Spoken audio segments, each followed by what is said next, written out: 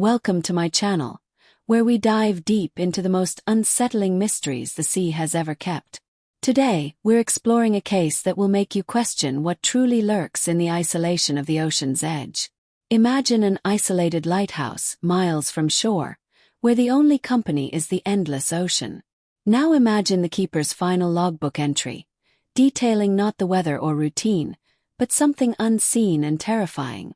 What force could silence a seasoned sailor and leave behind only cryptic clues in a desolate tower? This is the story of Thomas Wickham, a lighthouse keeper with 23 years of experience, who vanished without a trace in the winter of 1947. What he left behind was far more disturbing than his absence. His logbook, discovered by the relief crew 3 weeks after his last radio contact, contained entries that defy explanation and hint at something that defies our understanding of reality itself. Before we begin, if you're fascinated by maritime mysteries and unexplained disappearances, make sure to subscribe and hit that notification bell. You won't want to miss what we uncover today. The keeper and his domain. Thomas Wickham wasn't some novice who couldn't handle isolation. This was a man who had weathered countless storms, who had seen the ocean in all its fury and beauty. He'd served at 5 different lighthouses along the New England coast, earning a reputation as reliable, methodical, and unshakable. Colleagues described him as the last person who would succumb to cabin fever or paranoia. The Greystoke Point Lighthouse, where Wickham was stationed, stood on a jagged outcrop 7 miles from the nearest inhabited shore. Built in 1883, the stone tower rose 112 feet above the churning Atlantic. It was a lonely post, even by lighthouse standards. The keeper worked alone, with supply boats arriving every 2 weeks, weather permitting. Wickham began his tenure at Greystoke Point in April of 1946. For 18 months, his logbook entries were textbook perfect. Weather conditions, visibility reports, ship sightings, maintenance notes. Every entry was precise, professional, dated and timed with meticulous accuracy. His handwriting was steady, his observations clear and factual. That all changed on December 3, 1947. The shift begins. December 3, 1947. The entry starts normally enough. Wickham notes a dropping barometer, increasing wind from the northeast, visibility at 4 miles. Standard fare for early winter on the Atlantic coast. But then, at the bottom of the page, there's an addition. Just 3 words, written smaller than his usual script, almost as an afterthought. Something in the water. No elaboration. No description. Just those 4 words, tucked beneath his routine observations like a secret he wasn't quite ready to share. The next day's entry is longer. Wickham describes seeing what he initially thought was debris floating near the rocks at the lighthouse base. He watched it for 3 hours, he writes, and it never moved with the current. It simply stayed in the same position, despite the tide changes. He notes this is peculiar and bears watching. On December 5, the tone shifts noticeably. His handwriting becomes slightly less controlled, the letters larger and more forceful on the page. He writes about the object again. He's now calling it the shape. He describes attempting to get a better look with his telescope, but every time he focuses on it, his eyes begin to water and he experiences severe headaches. He tried 3 separate times, with the same result each instance. What's particularly unsettling is a line he adds at the end of this entry. It knows when I'm looking. This is where we see the first real crack in Wickham's professional composure. This isn't the language of a meteorological observer. This is a man attributing awareness, intention, to something in the water. The descent into fear. December 6 through December 9 show a rapid deterioration. The entries become longer, more rambling, filled with observations that make no logical sense. Wickham writes about sounds. Not the normal sounds of wind and waves and seabirds, but something else. He describes it as beneath the normal sounds, like a second layer of noise that only becomes apparent when you stop trying to hear it. He writes that the foghorn's operation has become irregular, activating on its own during clear weather. He's checked and rechecked the mechanism, found nothing wrong, and yet it sounds at odd hours, sometimes in patterns that seem almost rhythmic. He notes the pattern specifically. 3 short blasts, a pause, then 2 long ones. Over and over. On December 8th he mentions the smell. Like copper and salt and something rotting, but not fish. Something else. It comes in waves, strongest near midnight. But it's the December 9th entry that truly disturbs. This is where Wickham begins using phrases that repeat. The entry starts normally enough, describing overcast skies and rough seas. Then mid-paragraph he writes, "The stairs are wrong." Just that. Then he continues with more weather observations. Then again, inserted between unrelated sentences, "The stairs are wrong." This phrase appears 7 times in the December 9th entry, scattered throughout like an intrusion he can't control. And each time it appears, the handwriting is slightly different, more hurried, more desperate. The cryptic warnings. By December 10th, Wickham has abandoned any pretense of standard logbook protocol. The entire entry is dedicated to what he's experiencing. He writes about the lighthouse itself changing. Distances feel wrong. The climb from his quarters to the lamproom, which should take exactly 43 steps, sometimes takes 60, sometimes 30. He's counted multiple times. The number changes. He describes hearing footsteps on the iron stairs, but when he investigates, there's nothing there. The steps are heavy, ascending, and they stop right outside whichever door he's behind. Then there are the symbols. On December 11th, Wickham draws something in the margin of his logbook. It's crude, scratched with what looks like excessive pressure on the pen, but it's clearly deliberate. A spiral within a spiral, with radiating lines that end in small circles. He doesn't explain what it means or why he's drawn it. But beneath the symbol he writes, "I found this on the lens. Etched in the glass. I know it wasn't there yesterday." The same symbol appears again on December 13th, larger this time, taking up half a page. And this time there's text around it, circling it like a border. The same 2 words repeated over and over. It rises. Rises. It rises. December 14th brings a new element of terror. Wickham writes about the light itself behaving strangely. The beam, which should rotate at a constant speed, is speeding up and slowing down without any mechanical explanation. More disturbing. He claims to see shapes in the beam when it passes over the water. Not ships, not debris. Shapes that move against the light's rotation, that seem to climb up the beam itself toward the lighthouse. He writes, "They're using the light to find me." The final days. The entries from December 15th to December 17th are barely coherent. The handwriting varies wildly, from tiny, cramped letters to large, sprawling words that take up entire lines. Wickham seems to be writing in real time, documenting events as they happen. He describes being unable to sleep because the walls are breathing. He hears voices coming from the ventilation shafts, speaking in a language he almost recognizes but can't quite understand. He's barricaded himself in the lamproom because they can't reach me in the light. On December 16th, there's a single sentence entry. The relief boat won't come in time. The supply boat wasn't due for another 11 days.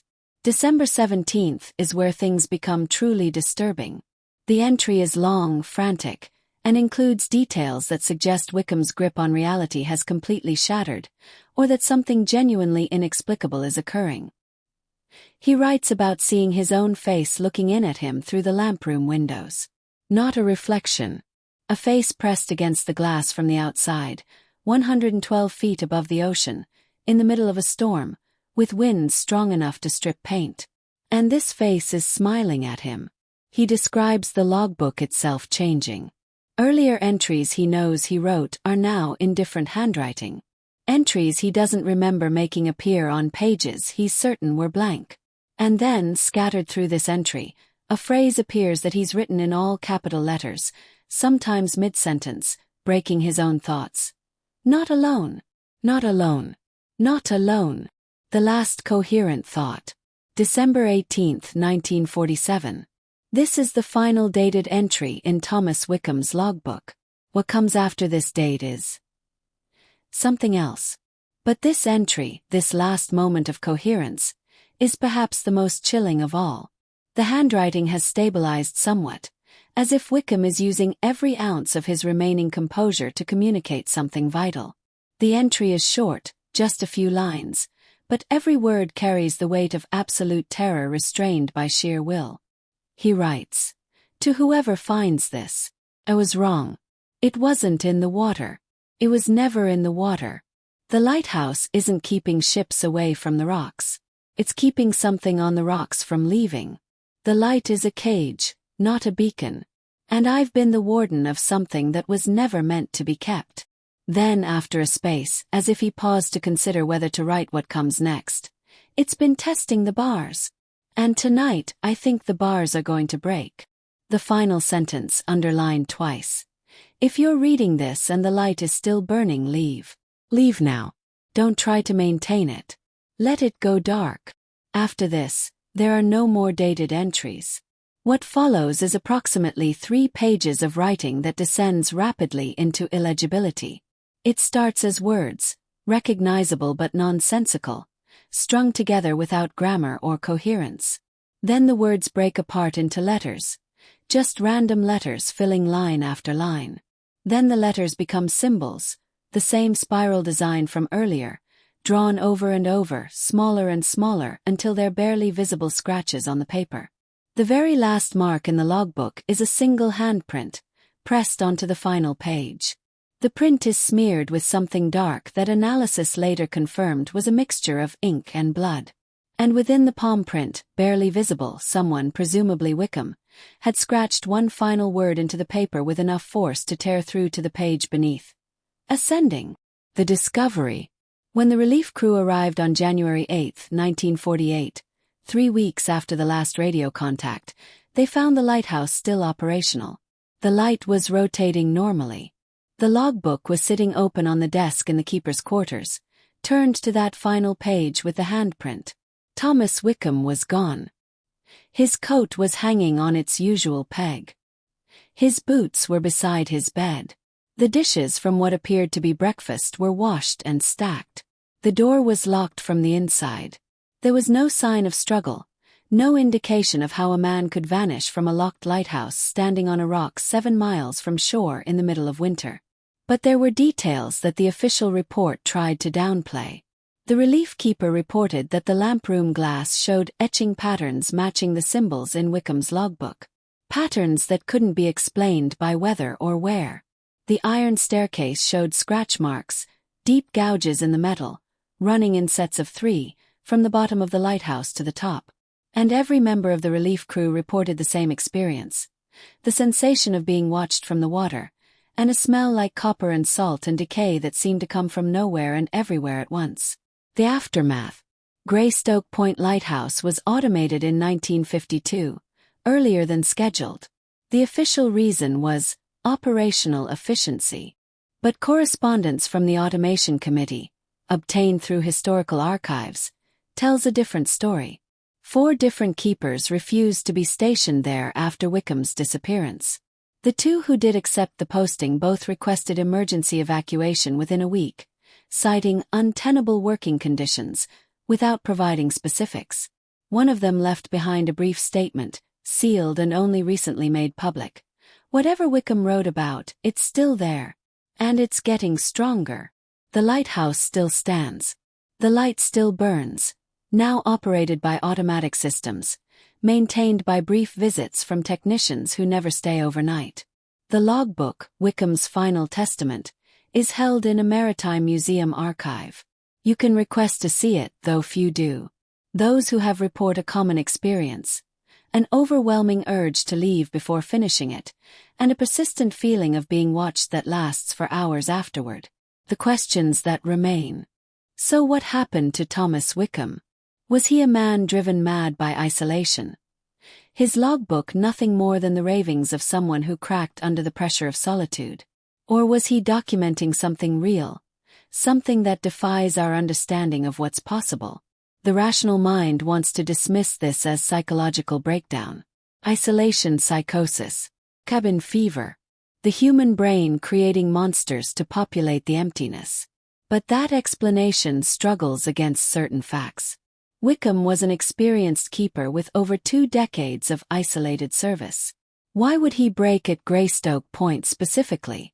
The physical evidence, the etchings on the glass, the gouges on the stairs, these aren't hallucinations. Something created them. And perhaps most disturbing, the pattern. Wickham isn't the first keeper to vanish from an isolated lighthouse under mysterious circumstances. He's not even the first to leave behind a logbook describing impossible things. The archives are full of them, scattered across centuries, different oceans, different keepers who never knew each other. But the accounts share common elements. The watching presence, the sounds beneath sounds, the feeling that the lighthouse itself is wrong.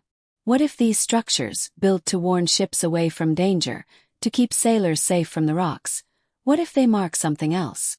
Wickham's words echo. The light is a cage, not a beacon. What could need caging? What could exist in the spaces between land and sea that humanity decided needed to be contained by light? And if Wickham was right, if the lights are cages, what happens when they fail? When they go dark? What ascends from the rocks to the tower? And from the tower to where? Closing thoughts. The case of Thomas Wickham remains officially unsolved. The Coast Guard investigation concluded he likely fell from the lighthouse during the storm, though they couldn't explain the locked door or the condition of the logbook. His family received death benefits. The case was closed. But the logbook remains. Those final entries remain. And Greystoke Point Lighthouse still stands on its lonely rock, its light still sweeping across the dark water, every night, every rotation, keeping watch over something. Or keeping something watched. If you found this mystery as unsettling as I did, let me know in the comments what you think happened to Thomas Wickham. Was it madness or something far worse? And if you want more deep dives into maritime mysteries and unexplained disappearances, subscribe to the channel and turn on notifications. Until next time, remember, sometimes the most isolated places aren't empty. Sometimes they're isolated for a reason. Thanks for watching.